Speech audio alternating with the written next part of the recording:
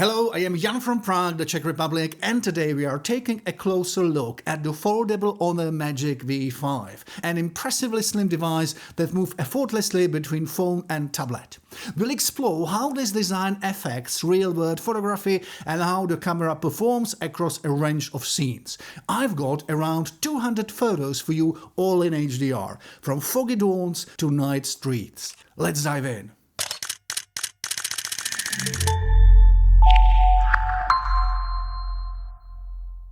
I suggest we start with an overview of technical specifications, but before we do it, yes, of course, this is a foldable phone, so you can either take photos and record videos in a normal mode like with any other mobile phone, or you can unfold it and then a broad range of new possibilities opens up, one of which is, of course, you are able to take shots and record videos, which is quite impressive, but what I like even more is the option to view the photos on the huge screen, and it's really addictive. Now let's move to technical specifications of lenses and sensors. Of course, the most important would be the main one, main lens, main sensor. It has 23mm and 15 megapixels. And indeed, it'll be the most important tool because it gives you a chance to create shots like that. And once more, all these shots are in HDR. So if you have a good display on your device or you're watching that on HDR television, you'll see all the details, you'll see all these amazing swans with colors and bright light in the sky. We'll see many more of these shots. This is just a brief introduction to what to expect from the main lens and main sensor, which has 23mm. So you can either use it for landscapes and city shots, or of course, once you go out with dogs, you are able to do some pretty nice shots like that. And I love night, so you'll see many more pictures from Prague at night, which of course would work great as well. And this is the second lens, second sensor. It has 70mm and 64 megapixels, and it would serve again, of course, in landscape or in cities when you want to zoom. It's clear, or obviously for details, like here, this is my favorite peacocks in one of the gardens. Again, you'll see many more shots, many more pictures. Here is just a couple of examples of photos taken with that lens. Of course, I'll show you some more examples when I was zooming up to 100 digital zoom, which is extreme, but still works nice. And then, please do not forget, you have also the third lens, third sensor, which is ultra wide. And if you are lucky like me for the great weather, great light, you'll be able to get shots like this. And for many people, the ultra wide is sort of, unimportant thing. But as you can see from these shots, please do not avoid it. It gives you so much power for photos like that. And if you are able to watch this on an HDR device, you'll see how amazingly colorful these pictures can be. We'll get to many more shots in a couple of minutes. Now let's test zooming possibilities of that mobile phone. We can start from 0.5 from ultra wide and go up to 100, which is of course extreme, but still it's an interesting test. Here are the photos, so this is ultra wide and we are going up, and finally at a certain stage we are able to get to that level of details, and you won't probably be using that in real life, but still it's quite impressive, quite interesting. By the way, you can clearly see that if I record the display within a second after the shot is taken, the algorithms sharpen it up a little bit.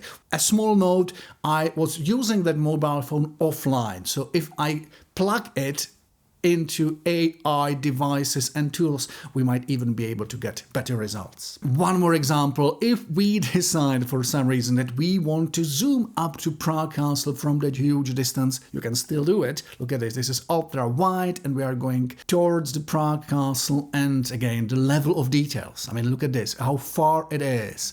And we can still get quite decent details. And one more, because if you've seen some of my previous reviews, you know that I love this place. device, and I do come here just to have a benchmark of zooming, and frankly, this is not bad at all. One quick tip, please do not ignore macro, because typically if I test the mobile phones at 95%, it's not worth. But here, the results are quite nice. You can see the drops are sharp. So if you buy that mobile phone, I definitely think you might want to test it. Sometimes you can really get quite impressive results. Also, time to time, it might be a good idea to use that mode of high resolution. What does this mean? We already know that the mobile phone typically would be taking shots of roughly 12 megapixels like here.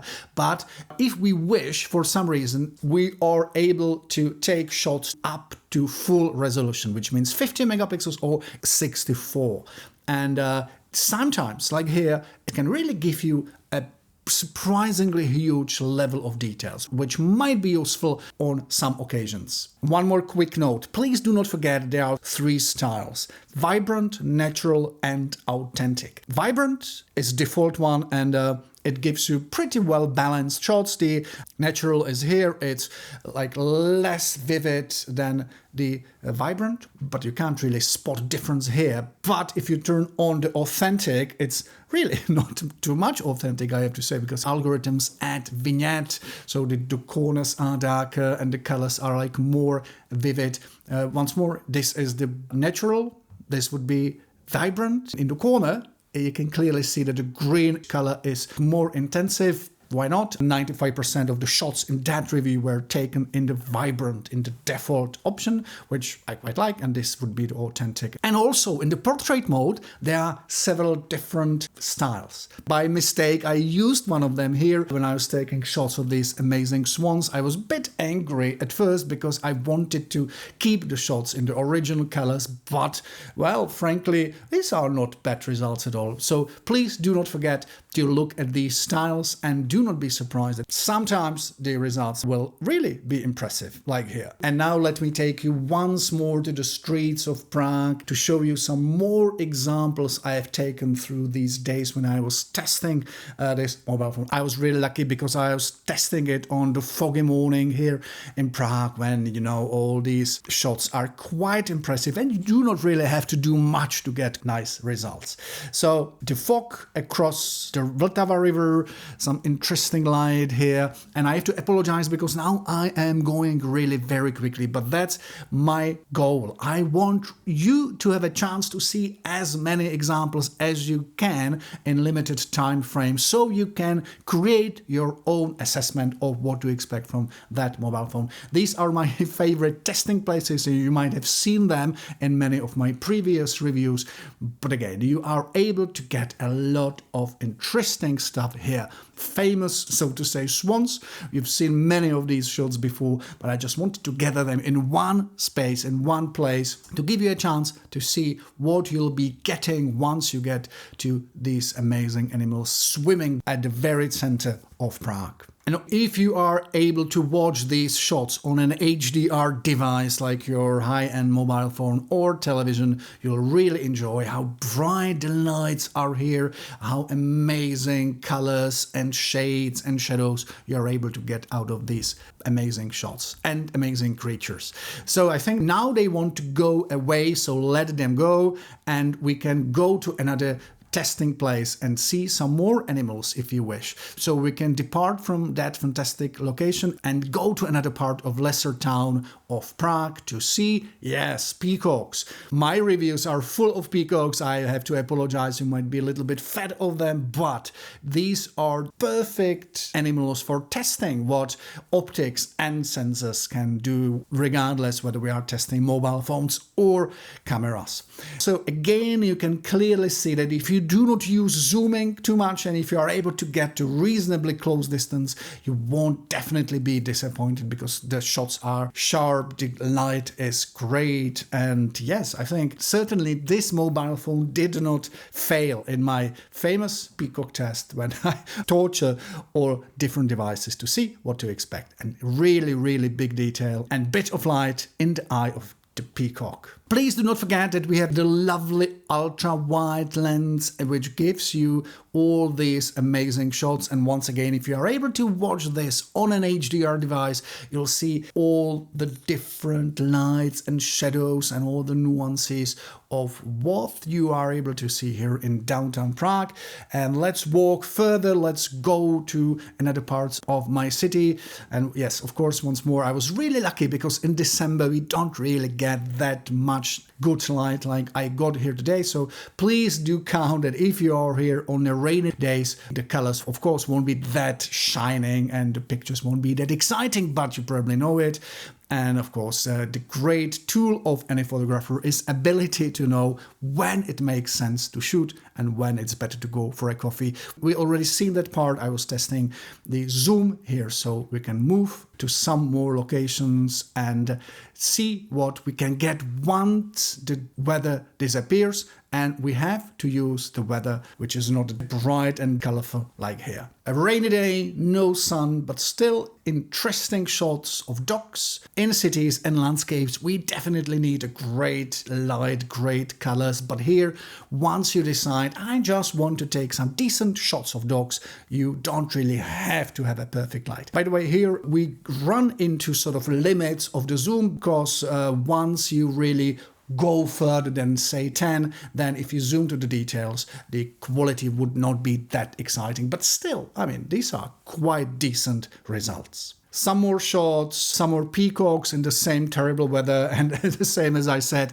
if you are able to get to short distance, even under that not exciting light, you'll be able to get quite nice peacocks, and they are really polite, they are able to tolerate me from short distance. And finally, the sun is setting, which gives us the option to investigate what the mobile phone would be capable of at night. And I love these shots from so-called blue hour because the scenes get blue for maybe 10 or 15 minutes every day, and it gives us the option to see Prague in a very different light, literally. And yes, here are some shots and Charles IV, the famous king, and another of my favorite testing locations, testing places. And I have to say, I was quite impressed what we can get out of this mobile phone. And finally, let's see some examples of video recordings. Normally, I do not cover video too much because I'm really good at evaluating photos, and video is something where I don't really have that broad expertise. But still, I think it's really worth to show you some examples and let you to make your own opinion. And indeed, you would probably guess that since this is really a flagship mobile phone, you definitely will like it. But one important point, please do not forget to turn on HDR in the settings, because you have to do it manually, whereas in the photos you don't have to do it, it'll be turned on automatically. So thank you so much for your attention. I hope you got a bit of inspiration. Take care. I am Jan from Prague, the Czech Republic.